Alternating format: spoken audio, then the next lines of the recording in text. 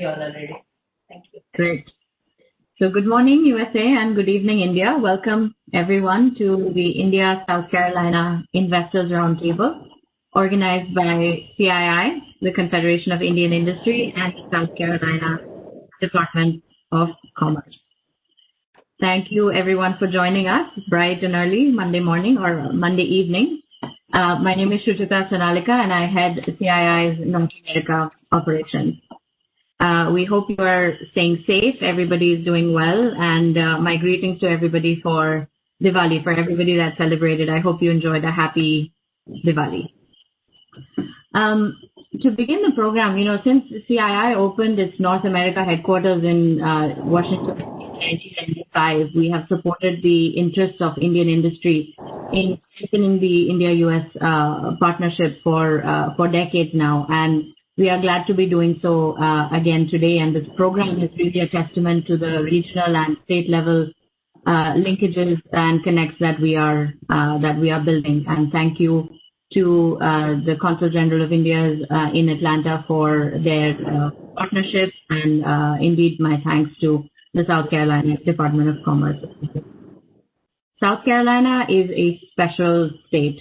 It's warm, welcoming, hospitable, business friendly, and home to over 1,200 international companies. The Honorable Governor Henry McMaster was not able to join us today, but he has sent a lovely video greeting, inviting greater business collaboration between India and South Carolina. We are honored to have with us Dr. Swati Vijay Kulkarni, Consul General of India in Atlanta, and Ms. Jennifer Fletcher, the Deputy Secretary of the South Carolina Department of Commerce. Thank you very much for joining us. South Carolina's business linkages with India, and in particular with Tamil Nadu, are quite strong, especially in the automotive and advanced manufacturing sectors. And so we are also pleased to have Dr. Neeraj Mittal, CEO and MD of the Guidance Bureau of the Government of Tamil Nadu, and Mr. Vivek Joshi, President and CEO of Sundaram Clayton Limited at this roundtable.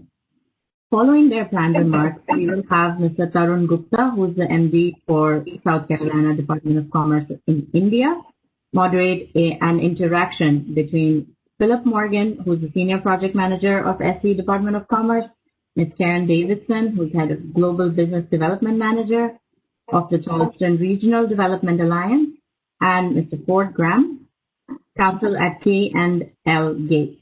And during this time, our audience, our participants will have the opportunity to ask questions about investing in South Carolina. Indian companies are investing quite a bit, quite heavily in the United States, and as well as generating and safeguarding thousands of direct and indirect jobs in the U.S. CII's recently released report, Indian Roots American Soil, found that 155 Indian companies are responsible for generating over $22 billion in FDI in the U.S. and nearly 125,000 jobs across the U.S. with some commendable success stories. And as our countries begin to navigate a new normal in this new situation, we've seen an immense potential to reinvigorate the bilateral state-to-state economic agenda. Our report also shows that South Carolina received over $75 million in Indian FDI, with businesses indicating further investments planned in the state. We will hear from one such amazing highlight in South Carolina today, which is Sundaram Clayton, and why they think South Carolina is such a great place for business. And despite the pandemic-induced downturn that we are seeing, the U.S. has actually remained a priority market for Indian industry. And this is evidenced by continuing interest from both countries to explore FDI opportunities during this time. And so we will look forward to Dr. Mittal's remarks later on the synergies between South Carolina and Tamil Nadu markets. There is no doubt that industry on both sides has a huge stake in deepening our economic partnership, contributing to the growth and development of our economies and our people. And I want to thank the South Carolina Department of Commerce for this excellent collaboration today. And with that, let me introduce our first speaker, Dr. Swati Vijay Kulkarni, Consul General of India in Atlanta. Dr. Kulkarni is a career diplomat who holds an MBBS degree, so an amazing medical background from a prestigious government medical college in Nadu. She joined the Indian Foreign Service in 1995. and she has served as Consul General at the CGI in Cape Town, South Africa, and Deputy Head of Mission in Muscat in Oman in her previous assignments. Dr. Kulkarni, thank you so much for joining us this morning. Let me invite you to share your perspectives with us. Thank you, Sonalika. Warm greetings to all of you on this virtual roundtable, what we call the investors meet. We are delighted to be here. See, the consulate has a jurisdiction over 6 states and 2 territories. So South Carolina is part of it. We are in Georgia, Florida, Tennessee, Alabama, and South Carolina is one of the important states for us. Okay. So the jurisdiction here in Southeast, what we call, is fairly big.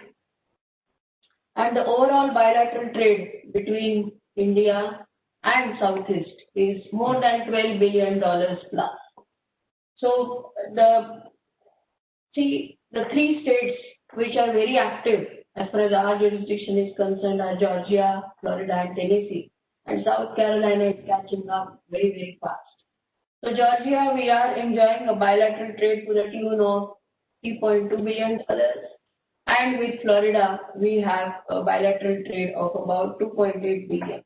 And Tennessee is about $2.4 billion. About South Carolina, I'll come in a bit. I will just give a little overview here in our jurisdiction. So we have about 90 Indian companies in our jurisdiction, and they have invested about $10 billion US dollars, creating about 5,000 local jobs. So many important names, Indian names, are here in Southeast. They are basically Novelis, Tech Mahindra. Then we have Infosys, TCS, Jindal Films, Jindal Pipes, Polyplast, Win Laboratories, and of course Sundaram Clayton, which is a recent entry which we have seen. Then there are about 400,000 Indian Americans we have, and that's a big Indian diaspora, which is a very strong and vital bond between India and South Carolina. So more Indians are in Florida, 150,000, and in Georgia, 120,000, and South Carolina also has a big population, and they are in diverse sectors.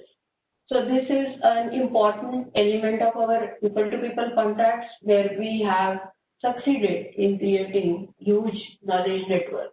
So you can see here on this map various sectors which are there.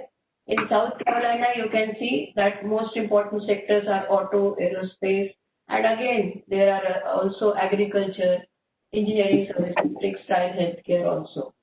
And other states also, you can see how.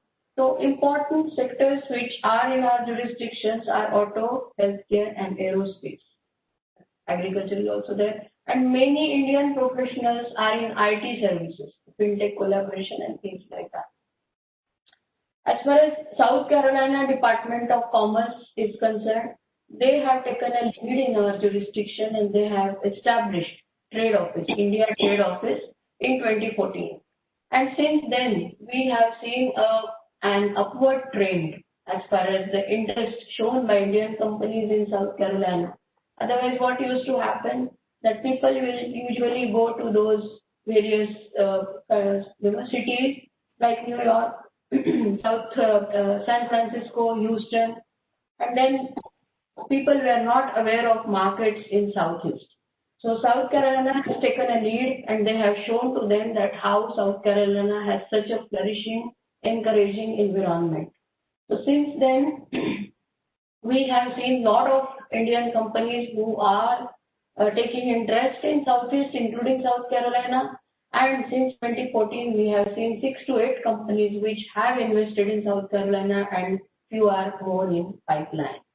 So the team South Carolina, that is the Department of Commerce, is a very important focal point, because they are also encouraging how to do business in their state. Then another thing which we have seen in establishment of South Carolina Trade Office is augmentation of bilateral trade between the two, India and South Carolina. You can see all those companies there listed, which are doing the major companies which are doing businesses. But we have now the bilateral trade, which was in 2016 was 1.1 billion. Now we are enjoying 1.8 billion dollars US trade. Trade between the two. So we have seen Indian companies in diverse sectors. You can see from the table there, and you will be surprised to see that there is one company called Himmat Singh Ka Seed, which is in home furnishing also, which is a non-traditional sector. It's in Spartanburg. So when I was interacting with Upstate Alliance of South Carolina also, I was delighted to see 3 Indian companies in that part of South Carolina. And another recent entry is what we have seen is Sundaram Clayton. And I know that Mr. Joshi is going to elaborate on their operations. We were very happy and encouraged by their successful operation in Ridgeville facility when we visited it along, the then Ambassador our Harshvardhan Shingla in October 2019. So it was very heartening to see how they are doing it, how they have created local jobs, and that's the success story of their company. As far as our consulate is concerned, we are working shoulder to shoulder with South Carolina's Department of Commerce, and we are happy to work with them to encourage and augment the bilateral trade between us. We are happy to have enriching relationship of theirs with various chambers of commerce. Now CII has taken an initiative. We want to encourage that further with FICCI and other state departments of India, and also with manufacturing associations. Then we also are happy to see that South Carolina has taken another initiative to visit India every year. Due to COVID this year, we haven't seen that visit fructifying, but we are confident that this year or maybe post-COVID, we will see that again, regaining that momentum on that side. Then we have also seen one important initiative taken by a CPA firm in Atlanta, which has also helped in doing this report on Indian roots and American soil 2020. That firm is doing events like doing business in USA in Tier 2 and Tier 3 cities in India. Perhaps South Carolina Department of Commerce may wish to join hands with them so that we can also encourage this augmentation of bilateral ties between the two, India and South Carolina. Again, we are routinely dealing with various trade inquiries. Whenever we get trade inquiries, we make it a point to encourage our Indian companies to invest in South Carolina and vice versa. And we are also encouraging them to see various projects like greenfield projects to merger and acquisition, so that collaboration exists between the two and the Indian companies doing here and US companies going back to India. So we are happy that Tamil Nadu state has taken an initiative to go in a very energetic way and to enhance this elaborative framework. So let us work towards nurturing this fruitful and constructive engagement. Thank you so much. Consul General, thank you so much for your candid remarks. This is really helpful, and to see how much you've contributed and your work in supporting Indian business community as well as the diaspora during this critical time. We can really see how much you've invested your time and effort into this. So thank you so much for your work and for joining us today. And companies looking to expand in your jurisdiction will certainly find the consulate a great partner and a great help in launching whatever new ventures that they plan to do. Thanks again. And now let's move on to a special presentation that the Honorable Governor Henry McMaster sent for us, a special video greeting. Since he was elected to his first full term as governor in November 2018, he has announced more than 41,000 new jobs and $12 billion nearly in capital investment. We are so proud of the work that he's been doing. So let me ask my colleague here, Saurabh Khanna, to please cue up the video recording, please.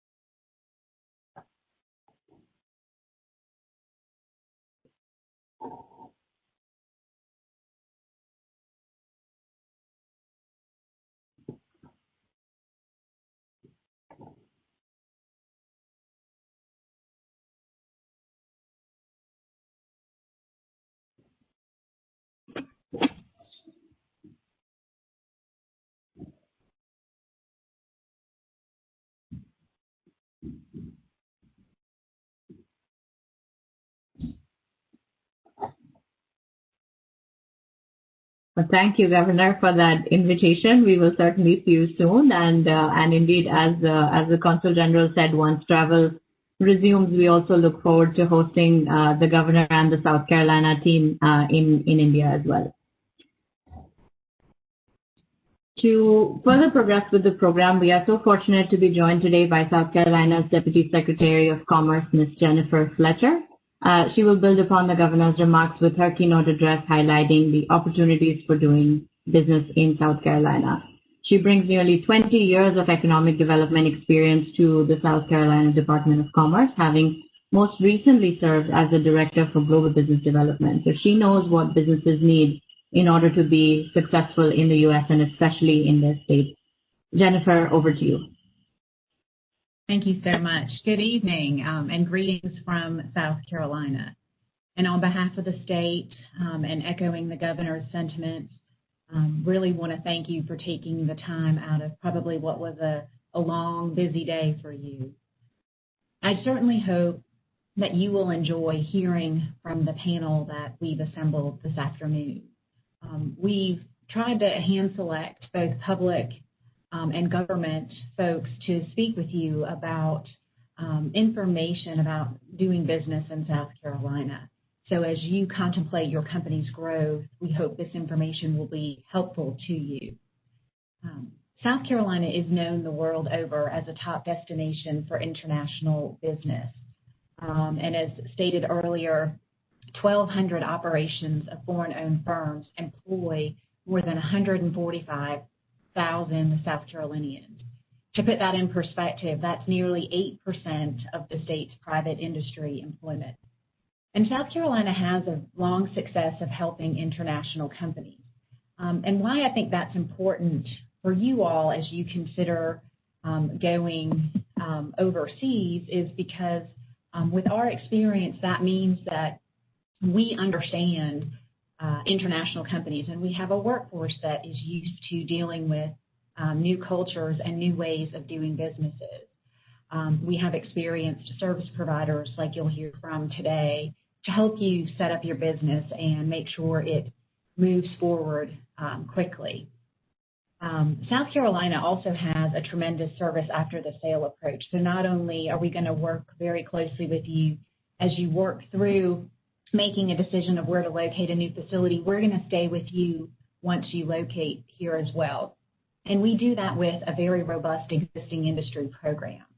And so we work with companies established here for any type of assistance they might need that arise due to business challenges. Obviously, we're going through some of those business challenges now, and we've helped our companies work through things like supply chain issues and logistics concerns, but we also work with workforce, other production challenges, et cetera.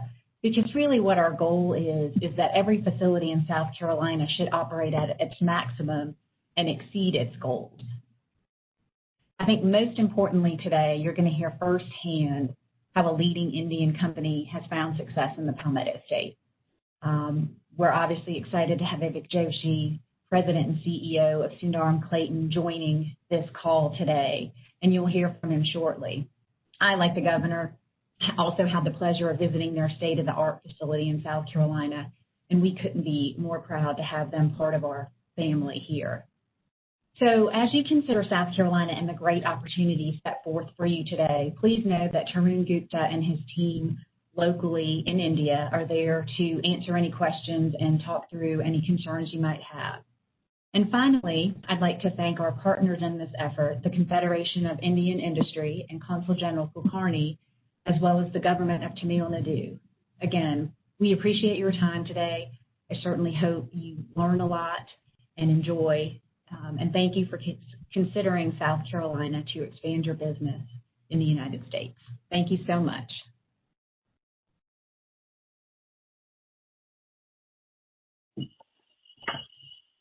Thank you, Jennifer, for your observations and for sharing your views with our members. You know, one parallel shared by both India and the U.S. is the vast diversity of ecosystems that exist across the country in each state. And looking at South Carolina's key industries of, advanced manufacturing, automotive, agribusiness. It's really, it's natural for us to be able to see the synergies between South Carolina and India's state of Tamil Nadu.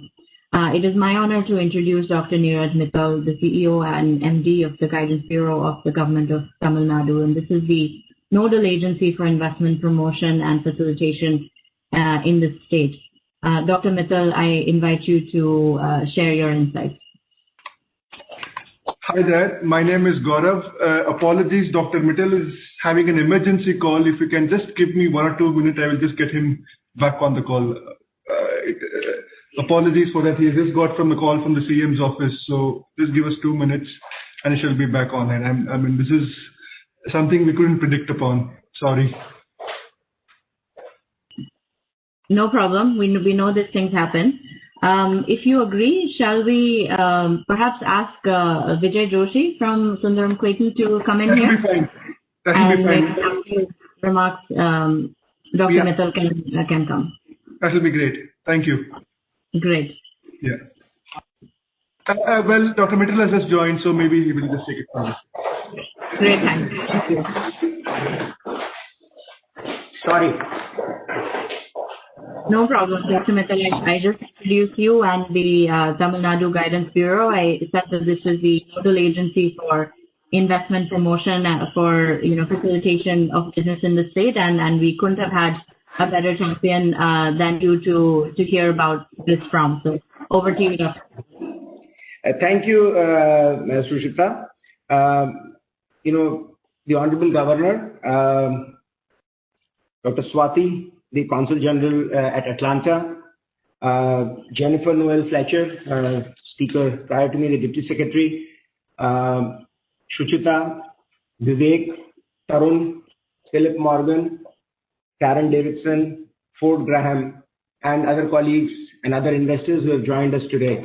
I'm really, proud and privileged to be here today, representing what Tamil Nadu has to offer. As Swati said that the entire Sundaram Clayton facility is a pleasure for all of us to see in terms of reverse investment in the United States, creating jobs there, and it is a proud, pearl of Indian entrepreneurship in the United States.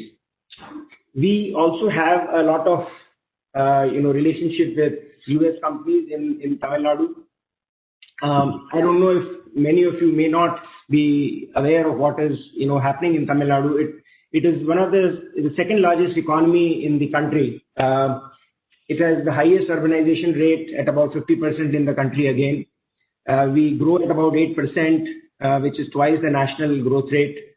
And we have been consistently ranked 1 or 2 in good governance and in, attracting investments during this year. In fact, during the COVID times, Tamil Nadu attracted the largest investment in the entire country, both in the quarter and in the first half year. The state is also very well connected with, seaports, international airports, and the most important advantage which most investors tell us is a great supply of trained manpower, because Tamil Nadu was one of the premier, primary states who had privatized the higher education. We produce roughly 1 million graduates every year who join the workforce. In addition to that, the state is also excelling in, renewable energy. We are, I think, the 9th in the entire world globally. The power situation is also very, very good, because we have roughly about, for the next decade, we are power surplus in spite of the growing demand of electricity due to urbanization and industrialization. The state is also becoming very well known for its IT infrastructure. It has been known as a SaaS capital. It has the recent national rankings actually had about 18 of the institutions in the top 100 were from Tamil Nadu, the highest again across in the entire country. US is a major source of FDI. We have about 300 US companies. which are about 375 projects of about $11 billion of investment in Tamil Nadu. The major sectors we have received investments are automotive, building materials, chemicals, and many companies who are, we have about 74 top Fortune 500 companies. Many companies like T&A Composites, Dell, Caterpillar, Amazon, IBM, Lincoln Electric, Flex, GE, HP. We can name many of them. And Sundaram Clayton, of course, is a reverse pearl there, which we are very proud of. The Honorable Chief Minister visited, United States in 2019, and we have actually signed a lot of MOUs there. Many of those projects actually fructified also. We are actually focusing currently on the automobile sector as a very important sector to grow, continue our leadership. Tamil Nadu is called Detroit of Asia. We produce the largest tires here. We have strong forward and backward linkages with the next sector, which is the electronics and hardware sector. We are number 2 in the entire country again. And it is becoming the mobile manufacturing hub for the entire world. Salcom, Foxconn, Samsung, Dell, name a few. We are having actually plans from several other mobile players who are expected to come here. Life sciences sector is another area where we can, expect and encourage investment from South Carolina. We export a lot of chemicals. The government of India has announced a good PLI production linked incentive scheme, which companies can utilize to, bring investments, and we will be there to help them. Aerospace and defense, again, a very vibrant sector where, companies can invest. Tamil Nadu is the only brownfield aerospace defense corridor in the country, and we have a lot of existing companies here who are actually manufacturing in the States. Our policies have been very, very dynamic with, the electric vehicle policy, which has been very, very welcome, aerospace and defense policy, electronic hardware and manufacturing policy, and an industrial policy, which is about to be released very, very shortly. The state is also very well known for its ease of doing business. The guidance is actually, we had a slogan, we said we are open 24/7. And actually, if you Google us, Google actually believes we are open 24/7, like a restaurant, it says open 24/7. So we've been able to convince at least Google that we are 24/7 open. But jokes apart, we try to be as responsive as possible to our investors, make sure that they get the best handholding support from guidance. And we assure all the investors here that they will receive the highest level of support so that they can focus on their operations. We have a very strong single window portal. We only have about 36 services now. We are increasing and adding another 200 services, by which we aim to actually create a completely faceless, paperless, and a transparent approval system. These are just few of the initiatives and kind of a high-level view of Tamil Nadu. I hope I'll be able to evoke some interest in the investors who have joined here today, and we stand 24/7 available to answer your queries. Thanks a lot, Shuchita, for giving us this opportunity.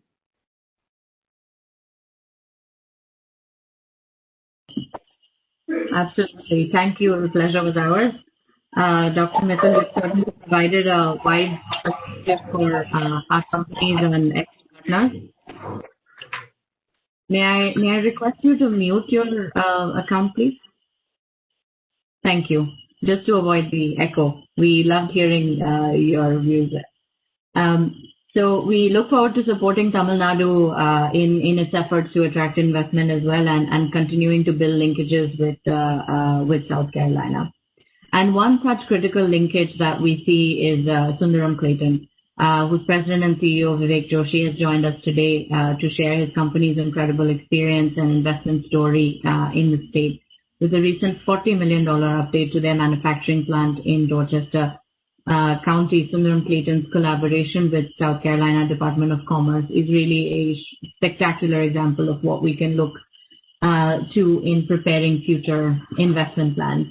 Vivek, would you like to come in and please share with us how Indian companies in South Carolina are more competitive and why it's a great place for business. Thank you very much, Shuchita. Honorable Councillor Dr. Swati Kulkarni, Dr. Neeraj Mittal, Jennifer, Karen, Philip, Tarun, Fort Graham, and thank you, Honorable Governor Henry McMaster, for honoring us by recognizing his visit to our plant. I would like to share a small presentation, just a few slides, which will give perspective of the help that we have received from the state of South Carolina.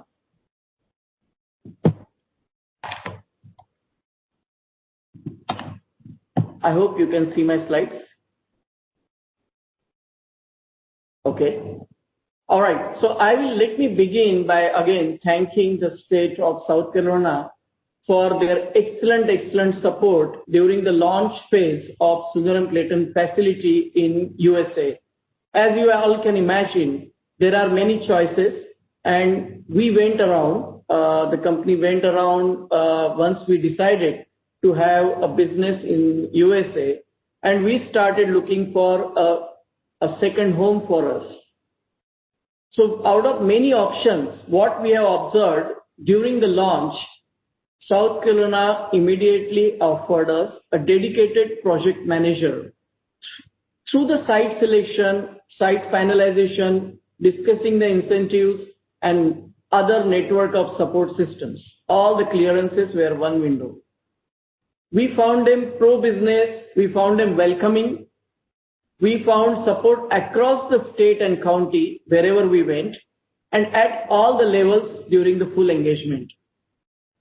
There were difficulties, obviously, through this big project. There were options for land acquisition. The county, in fact, went ahead and entered into agreements with prospective sellers and provided guarantee on behalf of Sundaram-Clayton even before we could go in agreement with them. So such was a help given by the state. Of course, the incentive package you can discuss with them is attractive and expedited permits and approvals. Not only that, once we decided to come, we acquired the land, the things didn't end there. They ensured that proper infrastructure for the roads, water, sewer were offered that will necessitate the plant's construction and fully functional operation. And they were always ready for any answers or questions that we had. Not once the plant was opened, inaugurated, there were many difficulties. In fact, during the COVID pandemic, we took a call that for a short period, we would like to take a break, and then we come back again. And plant was supported fully by the state and local county teams. They fully understand the situation, helped through it, worked with us. They gave us good and practical advice and tips for the employees, utility companies, local community, county council, state economic development authorities, and all. So we are still continuing the engagement. If we have a trouble, we give a call, hey Tony, hey John, what's the solution to do this? And we get all the answers with them. With that said, in the phase one, we committed $104 million. We have already spent more than $90 million in the plant. It's a 228,000 square foot, fully integrated casting and machining plant. Like Dr. Neeraj said, it's a reverse engineered kind of. We are coming in US. Usually this type of companies supply from India into US. It's a 50+ acre facility in Ridgeville, South Carolina. Phase one capacity is 10,000 metric ton. Very attractive geographic presence, well timed with state-of-the-art technology and efficient supply chain network. We have good and efficient engagement from get-going with the state and county, and we are fully permitted. All the permissions were handed over to us after proper documentation quickly, and market recovery and returning customers, we are working on it. Here is the beautiful facility. a nice lake, aerial view, the parking lot, and you can see the facility and the land. So we are ready for future expansions as we go through the development phase. Here is the front end picture.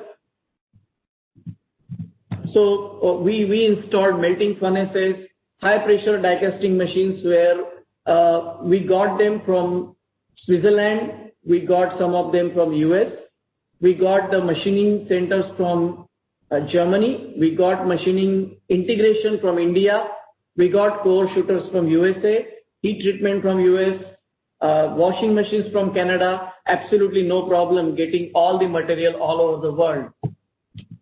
And these are some of the machineries that are installed and are fully functional in the plant. The plant looks beautiful. We preferred the TVS way, a greenfield facility. And as Dr. Kulkarni mentioned, I will end my presentation here on this picture.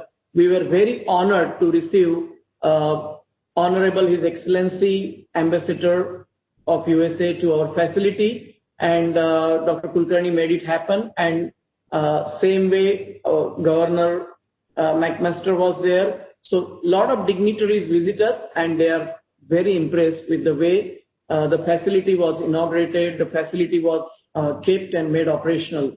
I really take this opportunity to thank the government of South Carolina and colleagues at state and counties to help us go through this facility. Thank you very much again.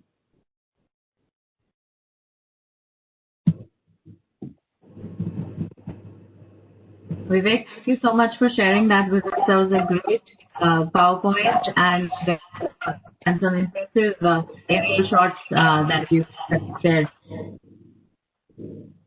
Thanks. Vivek, would you mind using? I just would like to just add one sentence.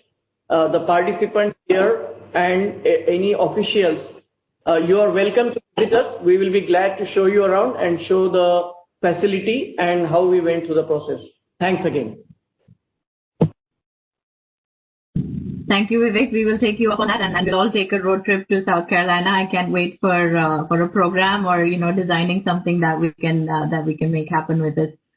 We wish you all the success with your ventures. Your success is our success. Thank you for your investments, and thank you for all the hard work that you're doing to further this relationship. So as we're now entering the panel discussion session of the program, let me just make a note and say to all of our participants, if you have questions through this session, please feel free to use the chat box on the right side of the screen and type in any queries and questions for the Consul General or for the South Carolina Department of Commerce or for our upcoming speakers in this next section. And with that, let me invite Tarun Gupta, the Managing Director for the South Carolina Department of Commerce based in India, to lead this interactive discussion for our members with key officials from the South Carolina government. Thank you, Tarun, for your initiative, for your leadership and your friendship in pulling this off. Thank you, and over to you. Thank you, Suchita. A very good evening to all our participants, a late good evening to all our participants from India, bright and early Monday morning for our participants from the United States. Let me first start by thanking our Consul General, Dr. Swati Kulkarni, whom I had the pleasure of meeting last year. And Dr. Kulkarni, you mentioned some very good points, and I'll just elaborate very quickly on that. We are continuing with our visits to India every year. We don't want to break that record. And we are doing a Digital India Roadshow in the first week of December. Then second, we are also engaging with a lot of other industry associations. In the last few months, we have had joint events with the Tirupur Exporters Association, with All India Plastic Manufacturers Association, with the Gujarat Chemical Associations. So we continue to engage with the Indian industry stakeholders. And finally, we are pleased to announce that there's another addition to your list of Indian companies in South Carolina. We have a company, Access Kids, who's set up in South Carolina Aerospace. So we hope to work on adding to that list. With that, I would also like to thank Dr. Neeraj Mittal. Neeraj, Tamil Nadu has a special place in our hearts. Since the office opened in India, every year, the only state which we have visited, and I have Ford nodding because it's his favorite state, every year we have ensured that we visit the state of Tamil Nadu. So yes, there is a bias there. I would like to thank Jennifer for the confidence in the India team. And finally, Vivek, for a brilliant overview, Vivek, but you've got me worried now. With your presentation, I'm worried whether an India office is really required. And I have concerns on my job. You've done a brilliant overview. Let's hope I'm able to retain my job after a brilliant speech. So with that, we start this investor roundtable. And I think the key aim in this over the next 25, 30 minutes is to answer just one simple question. Can South Carolina be the preferred business partner for India? And in particularly with Tamil Nadu? And why South Carolina is just right for business? I think all these aspects, whether it's related to cost, manufacturing costs, labor, port connectivity, incentives, all these have to come together for an Indian business to take that decision to establish their first presence quite often in the United States, in South Carolina. And we at India office are available to make this journey worthwhile and profitable. So I'll be moderating the next three speakers as we come on, and please feel free to shoot your questions in the panel, in the Q&A box. With that, I invite our first speaker, Phil Morgan, Senior Project Manager, South Carolina Department of Commerce, for his opening presentation. Over to you, Phil. Thank you so much, Tarun, and thank you everyone for being here. It is an honor to be able to speak to you today and provide a little bit of an introduction to South Carolina. That's my goal, and hopefully give you an idea of what we at the Department of Commerce can do to help Indian industry that is looking to come into the U.S. and particularly South Carolina, but also just give you an idea of what the state brings to the table and why we are such a great place to do business. First of all, just to let you know where we are in the southeastern part of the United States, about halfway between New York and Miami, a state of about a little over 5 million people. That's about mid-range in terms of the U.S. states, but certainly on the populous East Coast, that has its advantages, as we can see in the next slide.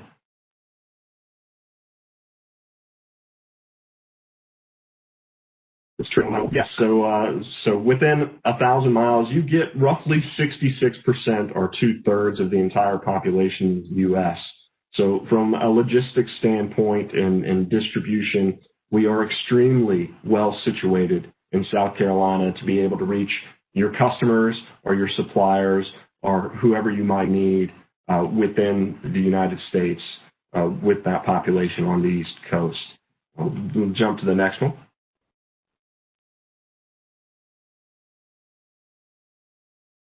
We love to show this. There's been a lot of conversation about international investment within the state of South Carolina and just how many different international companies call South Carolina home for their U.S. presence. South Carolina has long been a stronghold in international investment. I think Jennifer mentioned before, the people here, they know how to work with different cultures. And we accept them into our home because of the partnerships we can form and really just the synergies that we can have in the state of South Carolina. So certainly we would be a welcoming environment and home for any other Indian companies that might want to come into the state as well. And I think we're up to 1,200 operations of those international firms, if I heard correctly earlier. We're just growing so quickly to keep up with it. We could go to the next one and focus a little bit more specifically on India here, and you can see some of the Indian companies, certainly Sundar and Clayton down in our Charleston area highlighted here today. We're thrilled to have them here in South Carolina representing India and showing the success and the partnerships that the state here has with our companies that come in. We'd love to add to this list, and certainly and anyone is welcome to come visit us and see why South Carolina would be a great fit for them as well.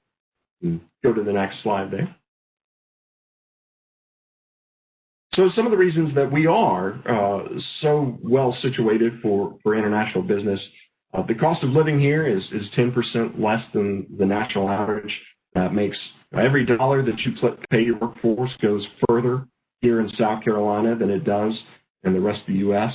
The construction costs to build your facility and get started, they're lower here than they are in most of the rest of the U.S., as well as some of your operating costs, particularly electricity and your utility costs, are going to run cheaper here in South Carolina, offering a number of advantages to your ongoing operation here in the state of South Carolina. Next. Again, back to the workforce, we've got the third lowest wage rate in the Southeast. That is an advantage in your operating costs. The hourly rate for production workers being $17.42 an hour, and certainly just a robust and plentiful workforce for you to tap into to be able to run your business here in the state and be successful.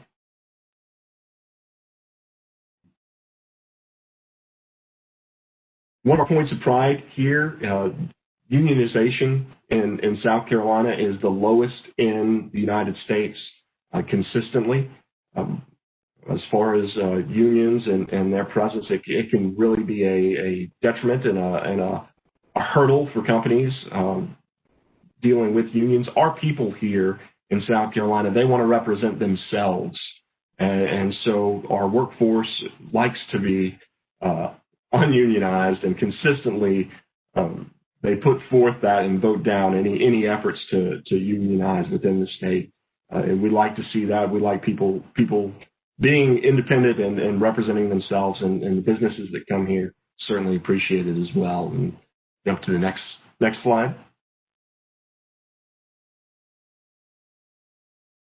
Tarun and others have mentioned our connection worldwide. A lot of that comes from our port, and just the focus on being able to develop that port. They've consistently improved it, whether it be deepening or making sure that they're the most efficient port in the United States. There's certainly a large number of TEUs that come through the Port of Charleston every day, and that's another asset for companies that come in, particularly international companies that need to import their raw materials or export finished goods around the world. We have that connectivity, as well as a number of nearby international airports that you can access as well to get to and from where you need to be worldwide.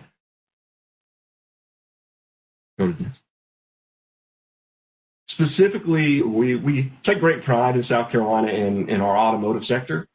30 years ago, we didn't build cars in South Carolina, and now BMW has its largest plant worldwide in the upstate in South Carolina. Among other companies that have located, certainly Volvo, recent addition to the automotive team, and Mercedes-Benz building their Sprinter vans down in the Charleston area. And of course, I also want to mention just how far we've come in terms of tires here in South Carolina. We didn't really build tires here in South Carolina 30 years ago either, and now as a state, we are the #1 exporter within the United States of tires.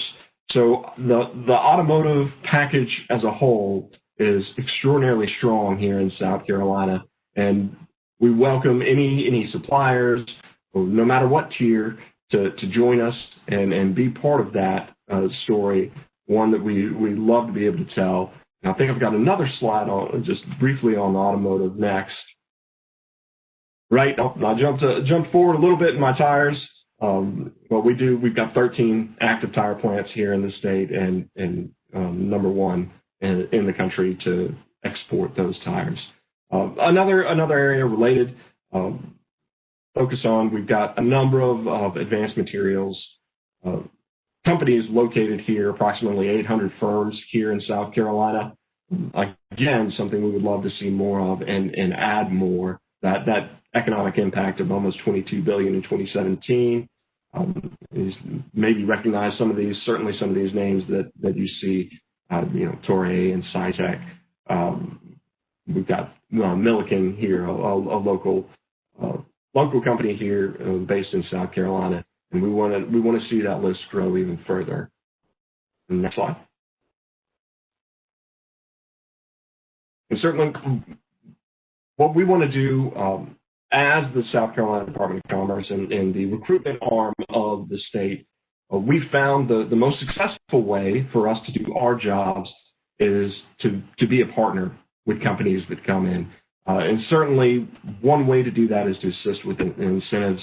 We're not shy about talking incentives, and certainly everyone is curious and wants to ask. We've got a number of incentives in place that can help, both statutory and discretionary, that can assist in your move to South Carolina and be able to continue. I'll go further in that once you're here, we want to continue that partnership, and we have a number of resources to employ even once you're here in South Carolina. We're ready to go back to the table.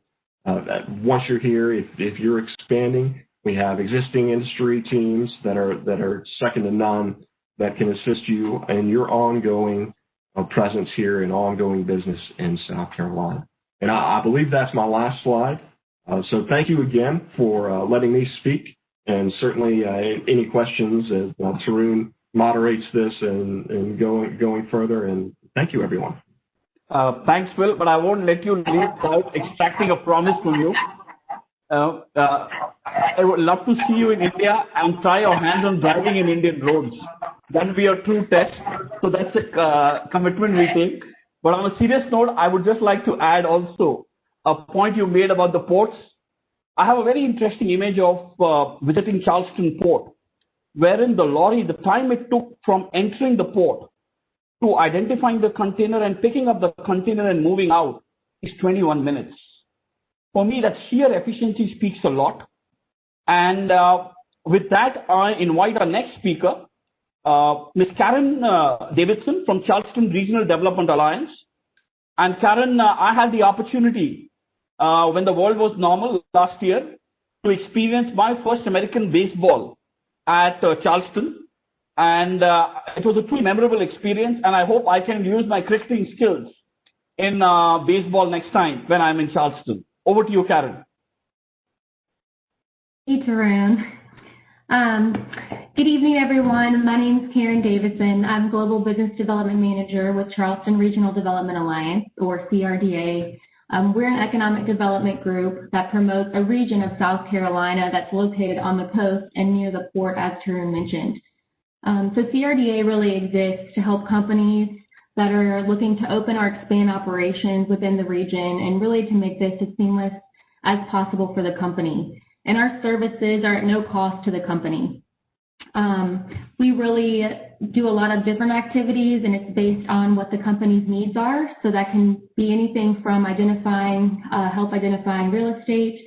We can connect companies with talent outlets and workforce training programs. We can also introduce companies to reputable service providers such as legal, architects, engineers. And also we have a very strong data and research team to help prove your case of why Charleston is a good place for you to be. So I just want to leave you guys with 3 things to think about when you think of Charleston and why it's a great place to do business. The first one is that the economy is strong. Charleston's got a strong economy and we focus on 5 thriving industry sectors: automotive, aerospace, life sciences, and information technology, and logistics. The region is also known as a tourist destination for its beautiful beaches, delicious food, and rich history. Charleston's home to the most productive port in North America, and we have several brands that you might be familiar with, such as Sunderland Clayton, Google, Volvo, Mercedes, Benz, and Boeing. And Boeing recently announced that they will be consolidating all of their 787 production in our Charleston facility. So we're excited about that news. So the second point is that Charleston's growing and that it attracts talent. Charleston is a mid-sized metro, so our population is right under 1 million at about 800,000 people. We've got about 30 people that move to the region daily. This demographic is a young demographic with 50% falling between the ages of 18 and 54.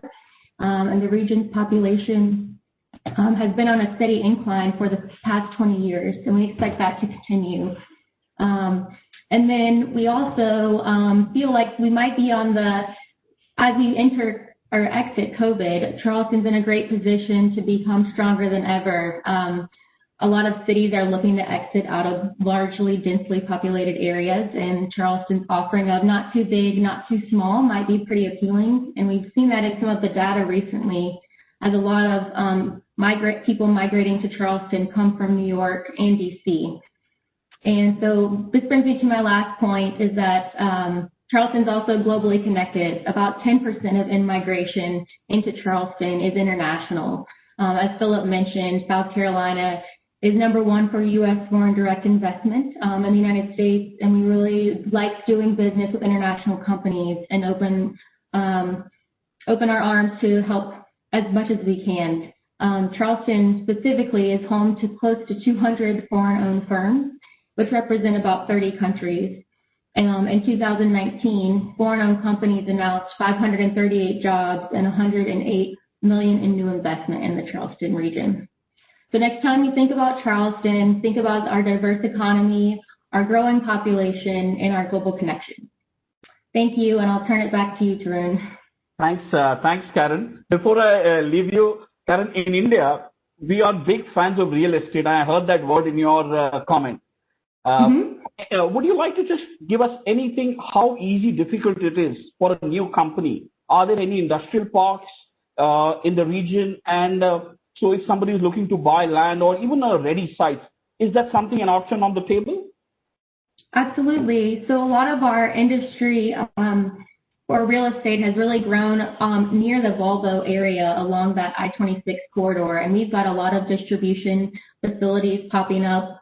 And we've also been working with some companies to talk more about how to make more flexible building space, specifically that could be useful for life sciences companies. So we're working on that, getting more larger distribution facilities that are more flexible, that can really be open for a variety of different companies. Excellent. Thank you. Thank you, Karen. Thank you. With that, I move on to our next speaker, who's, as I may call it, an old India hand, a person who has traveled extensively in India, Mr. Ford Graham from the law firm K&L Gates.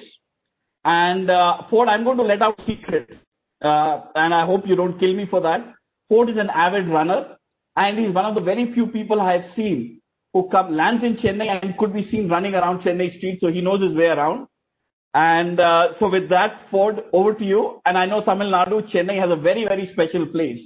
So over to you for your remarks. It's very rare to have a lawyer giving you free advice, so we'll have a lot of questions for you. Over to you, Ford. You're on mute.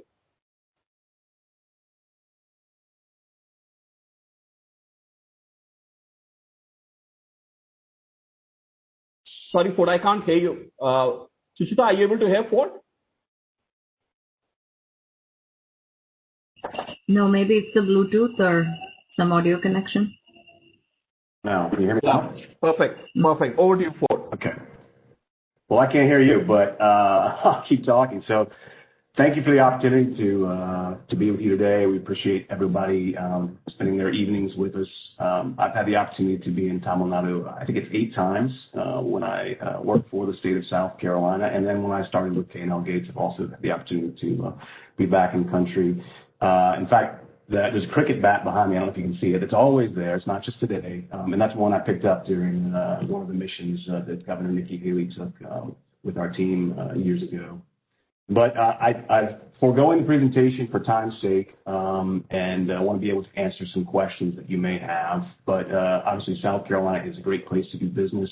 We have an office here, and we have 21 international offices and 25 other offices in the U.S. So we are well accustomed to helping international companies as they make the transition to the U.S., not just with incentives but also with corporate formation, with employment issues they may have. Really, anything that touches the law, K&L Gates is able to provide support.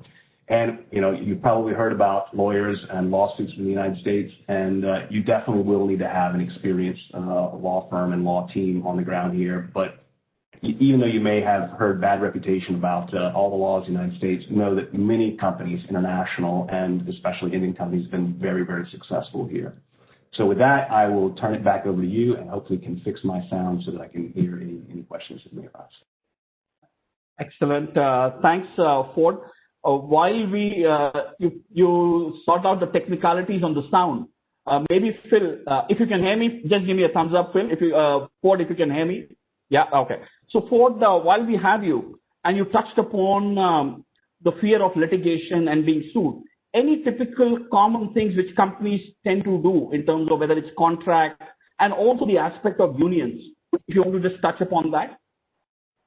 Yeah, so obviously contracts are very, very important in the United States, and that's why contracts in the U.S. seem to be so long and so thick, because every single detail is negotiated. And that's just the way that Americans do business, and that's to avoid problems on the back end, because you've detailed out every single thing that could go wrong, in the hopes that if it does go wrong, that you've got a protocol with which you can move forward. Again, lots of companies, well, all companies use insurance as well. So you've got a pretty robust insurance policy such that if you do face legal issues, your insurance will help cover some of those costs. But again, having good advisors on the front end will help prevent problems on the back end. One of the things that I think that I have seen with international companies is that they don't hire a local employment expert soon enough. And I don't mean an attorney, but I mean an HR person, someone on the ground that understands the customs and the laws of interacting with employees. And that seems to be a challenge for some of our international companies coming in. So I think one of your most important hires will be someone who really understands employment law and employment hiring in the United States. And then finally, on the union question that you mentioned, again, we're what's called a right to work state, which means that even if there is a union at the facility, the workforce is not required to be a member of that union. And that's a long history of that. And so we have a long history of not having a big unionization rate and unions in the state. So it's just something, as Philip mentioned, that South Carolina is known for, having very low union activity. Does that answer your questions there? Yeah. Thanks, Ford. But again, as I said, I'll use your time to the hilt. One more question is, are there any, in terms of restrictions on foreign ownership? We spoke about sectors like automotive, any restrictions? And second, in terms of company formations, what are the typical company formations you see on behalf of foreign companies? Yeah, so in terms of restrictions, really the only restriction has to do with how close an international company is to military installations in the United States. So there is a process whereby if you happen to be an international company that's managed internationally, then there are restrictions about how close you can be to the military base.